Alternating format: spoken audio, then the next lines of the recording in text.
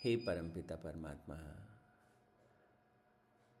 हम अपने हृदय की गहराइयों से जीवन के परम आनंद को अनुभव कर सकें और उसे हर क्षण जी सकें, ऐसा आशीर्वाद दीजिए। ओम तत्सत। परमात्मने नमः। ओम शांति शांति शांति ही। परमपिता परमात्मा का स्मरण करने के बाद अब हम ईशावास्य उपनिषद पर जो हमने महत्वपूर्ण सीखा था, हम उसको सार रूप में फिर से देख रहे हैं। तो ईशावास्य उपनिषद में हमने कहा था इसके अलग अलग भाग हैं। पहले भाग में हमने जो उसके डायमेंशंस थे उनके बारे में बात की। तो पहला डायमेंशन हमको क्या मिला कि मार्ग हैं। कितने मार्ग हैं? 3 अलग अलग तरीके से हम जीवन को अप्रोच करते हैं। मार्ग एक ही है, पर 3 चीज़ों की ध्यान रखते हुए हम जीवन को कैसे जिएं, सबसे पहले हमने उसके बारे में बात की। दूसरा जो डायमेंशन है, उस दूसरे डायमेंशन में हमने किसके बारे में बात की? जो मार्ग हम जी रहे हैं, मतलब जीने वाला कौन है, यात्री कौन है? सेल्फ। वो सेल्फ कौन है? कि वो मेरी आत्मा। तो आत्मा कौन है? कि आत्मा सो परमात्मा। तो कल के सत्र में हमने कहा सबसे पहले जीवन को कैसे जीना चाहिए, ऐसे सोच के कि मेरे भीतर भी वही परम तत्व, वो परमेश्वर है, मेरे बाहर भी वही परम तत्व, वही परमेश्वर है। और उस परमात्मा का स्मरण रखते हुए वर्तमान क्षण में अपने कर्म में प्रवेश करना अपने श्रेष्ठतम ज्ञान के सहारे। This thing I must do this way और this is the best possible way. ज्ञान के आलोक में कर्म को करना इस भाव से भरकर कि मेरे भीतर की सारी शक्ति उस परमात्मा की दी हुई है और ये जो कर्म मैं करता हूँ ये मेरा दायित्व है। तो ये भाव से भरकर, ये वो मार्ग है, राजमार्ग, जिससे हम अपने जीवन में आगे बढ़ते हैं। फिर दूसरी बात कि मैं कौन हूँ। जाना किस पथ पर है वो दिख गया, अब जाने वाला पथिक कौन है? तो पथिक की तरफ हम जब देखते हैं तो पता चलता है कि ये शरीर भी है, ये ऊर्जा, जीवन ऊर्जा, जैविक ऊर्जा ये भी है, मन भी है, भीतर जो है वो प्रज्ञा है, ज्ञान है, सब है। लेकिन जो सच्चा स्वरूप है, जो परम स्वरूप है, वो क्या है? कि वो ब्रह्म स्वरूप है। हमारा जो सच्चा स्वरूप है वो चैतन्य रूप है, शुद्ध चेतना, विशुद्ध चेतना, वो हमारा सच्चा रूप है। और वो कैसी है कि जीवन के पूरे डायमेंशंस को उसने अपने से भर रखा है। सर्वत्र वही वही वही वही है। तो इसलिए ना चलते हुए भी वो चल पाती है। इसीलिए वो बिना गति के भी जो सबसे अधिक गतिशील है उससे तीव्र है। तो बहुत सारे इस भीतर के अनंत रूप को थोड़ा जान लिया, थोड़ा समझ लिया, उसके बाद क्या, व्हाट नेक्स्ट? तो जो अगले मंत्र हैं उनमें थोड़ा सा आगे चलते हैं। तो 6 मंत्र तक हमने किया। 7वें मंत्र पे भी कल थोड़ी सी हमारी बात हुई थी, पर थोड़ा सा इसको और देखते हैं। 7वां मंत्र क्या है?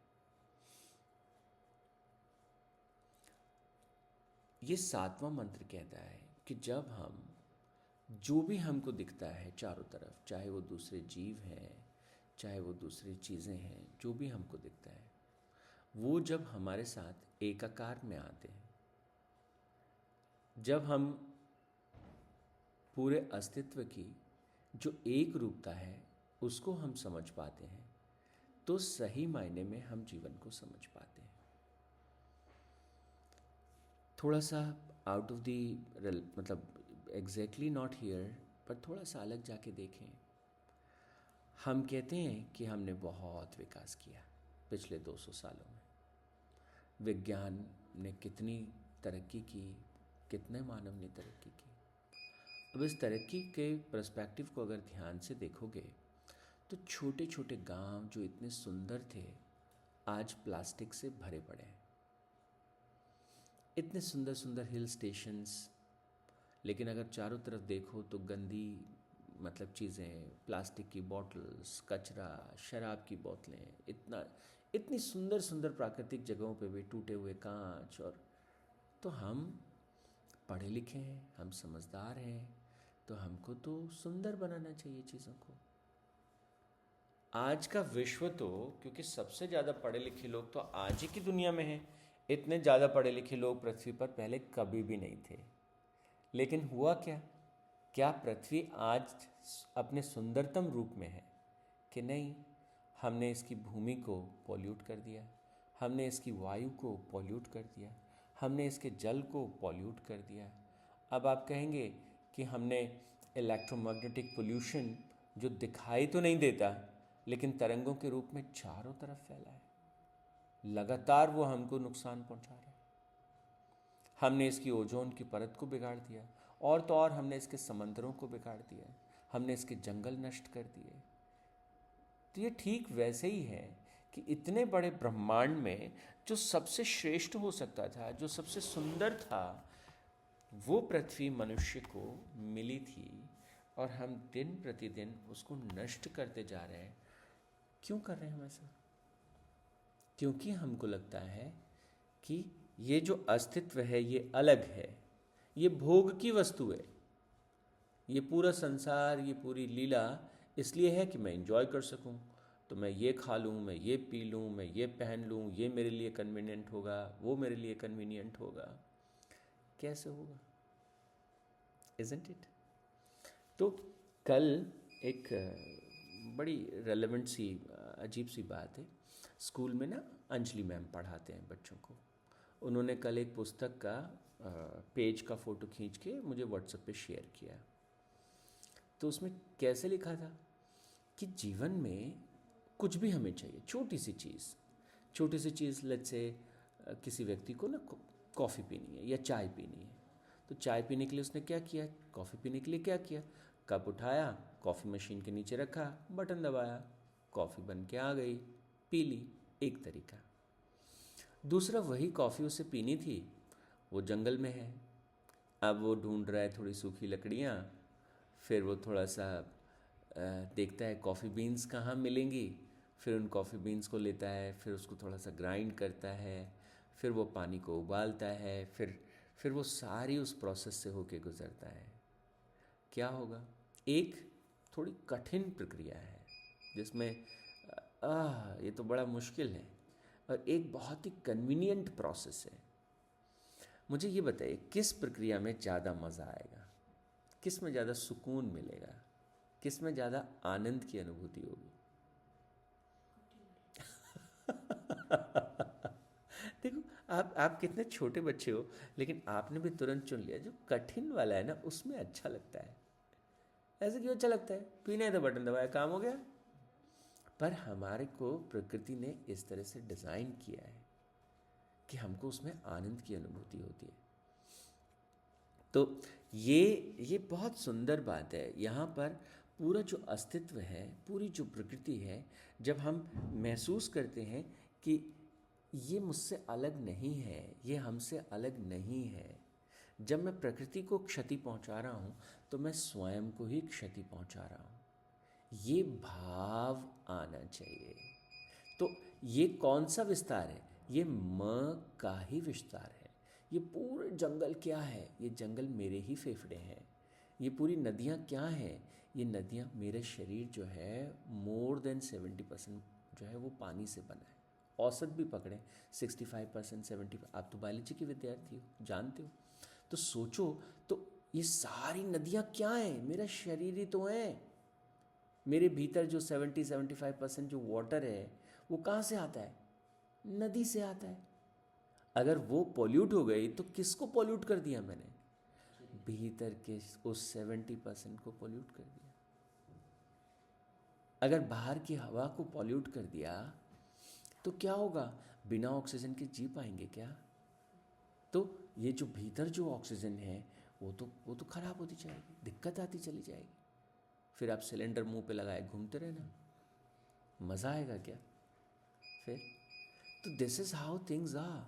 तो वो कहते हैं सबसे पहले अपने इस अनंत स्वरूप को अनुभव करो और महसूस करो कि ये जंगल, ये पेड़, ये आकाश, ये नदी, पृथ्वी, पानी, सब तुम्हारा ही रूप है। तुम इनसे अलग नहीं हो, ये तुम्हारा ही शरीर है और तुम ही हो। ये बात अगर समझ में आ जाए तो जीवन जीने के सही मायने समझ में आ जाए। तो ये एकत्वम की जो बात की, इसको समझाया 7वें मंत्र में।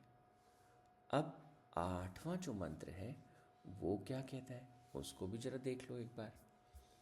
8वें मंत्र में कि इतना विराट, इतना बड़ा, इतना पूरा जो पूरा अस्तित्व है, नदी, पहाड़, जंगल, और ये तो एक धरती है। हमारी पृथ्वी के जैसे कितनी पृथ्वी होंगी ब्रह्मांड में? तो एक मोटा मोटा अनुमान है कि करीब करीब 40,000 करोड़ तो हमारे गैलेक्सी में है। हमारी जो गैलेक्सी है उसमें है। तो अलग अलग एस्टिमेशंस हैं। एक एस्टिमेशन में कहते हैं करीब करीब 400 बिलियन प्लैनेट्स हैं। ओ गॉड, 400 बिलियन प्लैनेट्स, उनमें से एक हमारा, कितना है, कितना ज़्यादा है। और ये इतने सारे प्लैनेट में से एक जो हमारा प्लैनेट है, हमारी जो पृथ्वी है, कैसे घूमती है, कैसे उस पर ऋतुएं बनती हैं, कैसे उसके ऊपर सूर्य का आना, प्रकाश का पड़ना, फसलों का पकना, कितना अद्भुत तो है ये सब।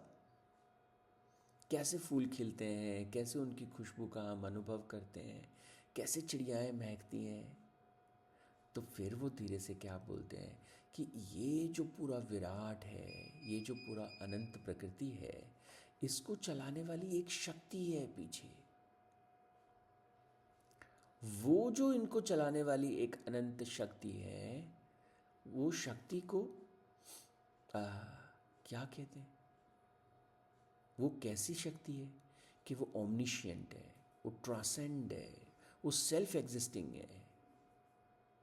वो एक ऐसी शक्ति है जो मतलब जिसको काम करने के लिए मांसपेशियों की ज़रूरत नहीं पड़ती, जिसको काम करने के लिए जो है कुछ और करने की ज़रूरत नहीं पड़ती। वो सबको जो है, इन सारे तारों को, सारे ग्रहों को, सारे ब्रह्मांड को, और ये तो एक गैलेक्सी की बात कर रहे हैं कि एक गैलेक्सी में 400 बिलियन प्लैनेट्स हैं। गैलेक्सीज कितनी है? तो पहले तो कहते थे 100 बिलियन है, अब हमारे पास नया टेलीस्कोप आ गया। तो जब से पहले हमारे पास हबल था तो कहा करीब करीब 100 बिलियन। अभी जब से हमारे पास जेम्स वेब करके नया टेलीस्कोप आया, कह रहे 200 बिलियन। हमारे ब्रह्मांड में कितने ब्रह्मांड हैं पता नहीं। There are multiple universes. तो ये सबको साथ में जोड़ के रखने वाली जो अनंत शक्ति है, वो शक्ति क्या है? तो कहते हैं वो शक्ति ही तो आप हो। उसी परम शक्ति का अंश आपके भीतर है। और ये बात जब बोल दी तो सोचो कितनी बड़ी बात बोल दी। यू आर दैट, जिसने इन असंख्य ब्रह्मांडों को जोड़ के रखा है। आप वो हैं। वो शक्ति आपके भीतर है। वो शक्ति जो इतनी गैलेक्सीज को, इतने इतने प्लैनेट्स को चलाती है, वो शक्ति आप हो। उसका जो अंश है वो आपके भीतर है। तो ये आपका आपसे परिचय कराया। किस रूप में? एक अनंत शक्ति के रूप में, that is all pervading, that is bright, that is bodiless, that is immaculate, that is without muscles, that is pure, that is unpraisable by evils. कि वो ऐसी है कि बुराई उसे छू भी नहीं सकती, स्पर्श भी नहीं कर सकती। ऐसी अद्भुत शक्ति है जो वाइज है, ओमनिशियंट है, ट्रांसेंड है, सेल्फ एग्जिस्टिंग है। अब बताओ, और हम अपने आप को कितना छोटा सा समझते हैं। तो ईशावास्योपनिषद जो है वो हमें अपने उस अनंत स्वरूप का स्पर्श कराता है, ज्ञान कराता है। जैसे भगवान श्री कृष्ण जो है अर्जुन को जो है अपने विश्व रूप का जो है दर्शन देते हैं। तो यहाँ इन 4 मंत्रों में ईशावास्योपनिषद आपको आपके विश्व रूप का जो है दर्शन कराता है। This is really wonderful.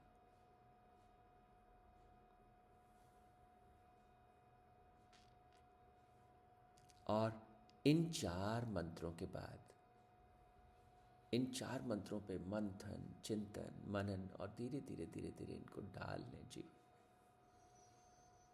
और स्वयं अनंत हो जाए। कहते हैं कि जो अनंत की खोज पे निकलता है वो अनंत ही हो जाता है। जब हमारी खोज और सोच छोटी होती है तो हम छोटे हो जाते हैं। तो ईशावास्योपनिषद ने हमारे लिए सारे दरवाजे खोल दिए? नहीं, सारे दरवाजे ही हटा दिए। कोई दरवाजा है ही नहीं। वो कहते हैं तुम वो बूंद हो जो सागर में समा जाए और तुम्हारे चारों तरफ अनंत चेतना का सागर है, अनंत ऊर्जा और चैतन्य का सागर। कहते जुड़ तो जाओ, डूब तो जाओ। इससे तुम अलग तो नहीं हो सकते, लेकिन एक बार इसको अनुभव करने के प्रयास में खो जाओ an experience that you are all pervading consciousness, you are eternal, you are eternal bliss. तो ये आपको अपने सच्चे स्वरूप का भान कराने के लिए। तो 4 मंत्रों से कहा कि आप कौन हैं। तो ये 4 मंत्र आपने पकड़ लिए होंगे, आपको बात समझ में आ गई। एक बार फिर से थोड़ा थोड़ा करके याद दिला देता हूँ कि आपका जो सच्चा स्वरूप है वो आत्म स्वरूप, आपका भीतर से आप क्या हो कि ये शरीर छूट जाएगा। इस शरीर को चलाने वाली जो जैविक ऊर्जा है वो शरीर के साथ ही थम जाएगी। इस शरीर के भीतर उठने वाले जो विचार हैं, जो भाव हैं, जब मनोमय कोश गिरेगा तो क्या होगा? वो गिर जाएगा। और उसके पीछे जो बोध है, मैं एग्जिस्ट करता हूँ, मैं हूँ, आई एम, मैं प्रेम हूँ, मैं जयेश हूँ, मैं कौशिक हूँ, ये जो होने का जो भाव है, ये विज्ञानमय कोश, ये भी गिर जाएगा एक पल पर, एक घड़ी पर। जैसे हमको बहुत ठंड लगती है ना, तो हम जैसे कपड़े की अलग अलग लेयर पहनते चले जाते हैं कि ये तो तुम्हारे अस्तित्व की लेयर्स हैं, these are the different layers. ये गिर जाएंगी और फिर पीछे क्या रह जाएगा? वही अनंत आनंद रूप, ज्ञान स्वरूप, चैतन्य रूप। और वो तो साफ साफ कहा कि तुम सोचते हो कि इन शब्दों में तुम उसे कह पाओगे, कोई शब्द उसे कह नहीं सकता, कोई भाव उसे पकड़ नहीं सकता। वो इतना विराट, इतना अनंत है, और वही आपका सच्चा स्वरूप भी है। तो इन 4 मंत्रों में आपके सच्चे स्वरूप की व्याख्या कर दी। हमारे मनुष्यों ने, हमारे ऋषियों ने अपने जीवन के अनुभव को इन 4 मंत्रों में रखा ताकि हम उससे प्रेरित हो सकें, उससे स्पंदित हो सकें, उससे हम भी जागृत हो सकें और उस अनंत और विराट के साथ एक हो सकें। तो ये आत्म परिचय था। पहले मार्ग के बारे में बताया 3 मंत्रों में, और अगले 4 मंत्रों में फिर कहा कि इस पथ पर चलने वाला, इस मार्ग पे चलने वाला, वो पथिक कौन है, उसके बारे में बताया। अब वो पथिक कहाँ है, वो जगत क्या है, उसके विषय पे कल हम बात करेंगे। आज के इस सत्र में इतना ही। ओम तत्सत। परमात्मने नमः। ओम शांति शांति शांति ही।